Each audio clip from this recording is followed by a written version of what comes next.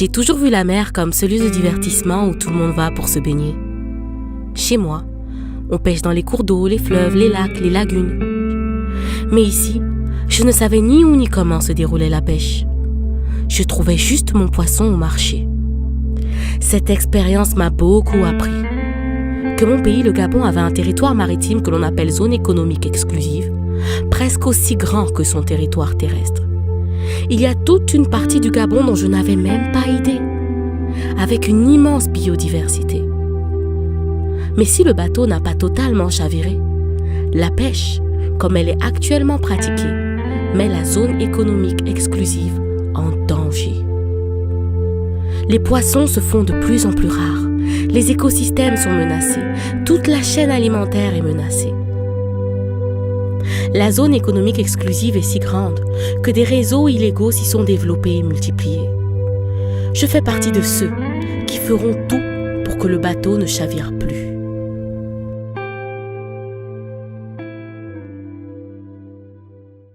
Pour comprendre les problèmes de la pêche au Gabon, il m'a d'abord fallu comprendre ceux de la pêche dans le monde. Il y a deux principaux types de pêche. L'artisanale, qui est celui des pêcheurs avec leurs petites pirogues, et l'industriel, avec d'énormes bateaux qui se positionnent sur l'industrie de masse. Sur la totalité des bateaux qui pratiquent la pêche dans le monde, 99% est pour la pêche artisanale et 1% pour la pêche industrielle. Mais ces 1% de bateaux industriels pêchent plus de la moitié des poissons que l'on a sur le marché. Les pêcheurs industriels pratiquent ce que l'on appelle le chalutage.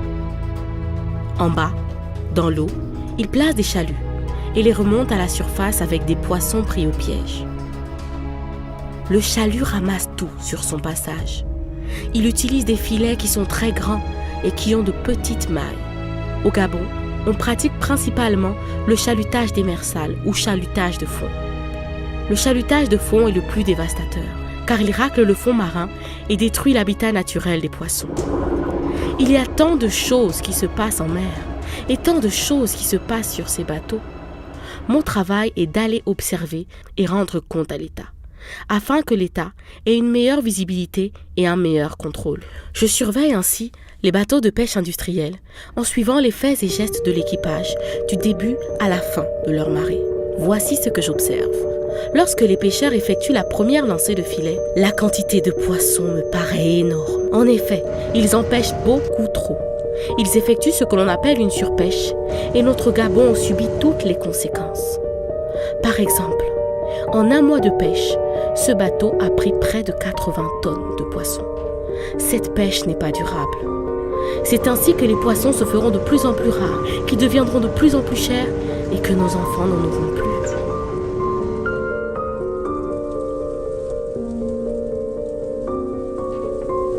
Nous comptons avec eux la quantité de poissons et les espèces de leur production. À ce stade, nous observons déjà 2 bémols.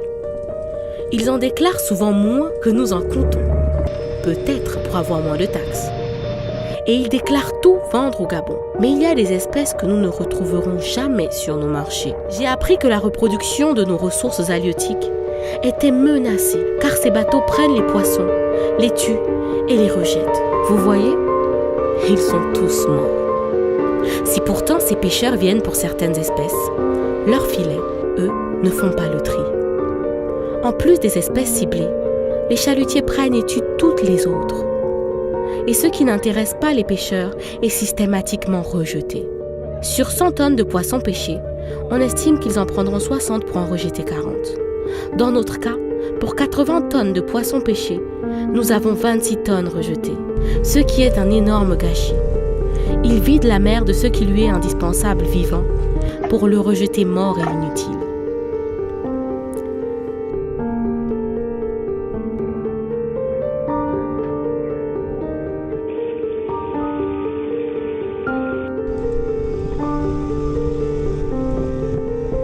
J'ai appris que les écosystèmes de la zone économique exclusive du Gabon sont tous les jours menacés et déstabilisés. Dans cette pêche non sélective, on retrouve des groupes sensibles.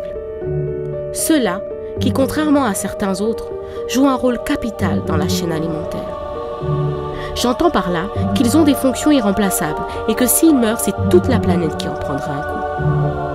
Lors d'une marée, on retrouvera plusieurs groupes sensibles, tels que la tortue, le requin, le dauphin et la raie.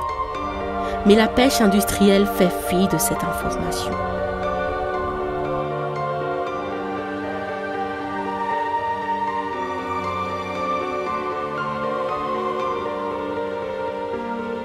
En plus du fait que la plupart sont morts, parmi les vivants, nombreux subissent des sévices atroces. Par exemple, ils coupent leurs ailerons et les rejettent dans l'eau. Imaginez-vous dans l'eau, sans bras, sans pieds.